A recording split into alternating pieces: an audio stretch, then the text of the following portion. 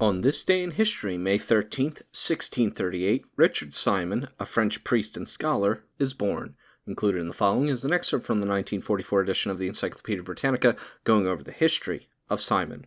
Richard Simon, born 1638, died 1712, French biblical critic. Born at Dieppe on May 13th, 1638, was educated by the fathers of the oratory at Dieppe and at the University of Paris.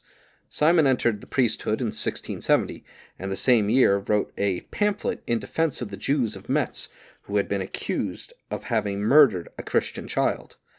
About this time began his controversies with the Port Royalists and with the Benedictines, and his enemies sought to drive him from Paris. He was engaged at the time in superintending the printing of his Histoire critique des Vieux Testament, which was to be dedicated to Louis XIV. The proof sheets were held up pending the return of the king from Flanders, and fell into the hands of the Port Royalists, who had in hand a translation into French of the Prolegomena to Walton's Polyglot.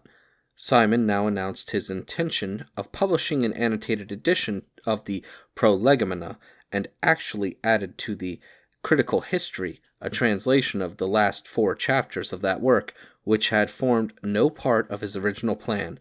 Simon's announcement prevented the appearance of the projected translation, but his enemies found the desired opportunity in the alleged heterodoxy of some of the views expressed by Simon. A decree of the Council of State was obtained, and the whole impression, consisting of 1,300 copies, was seized by the state and destroyed. Simon was expelled by the Oratorians from their fellowship, and retired in 1679 to his curacy of Bouleville, Normandy.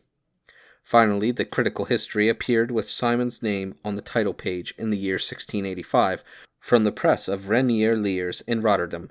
Simon died at Dieppe on April 11th, 1712.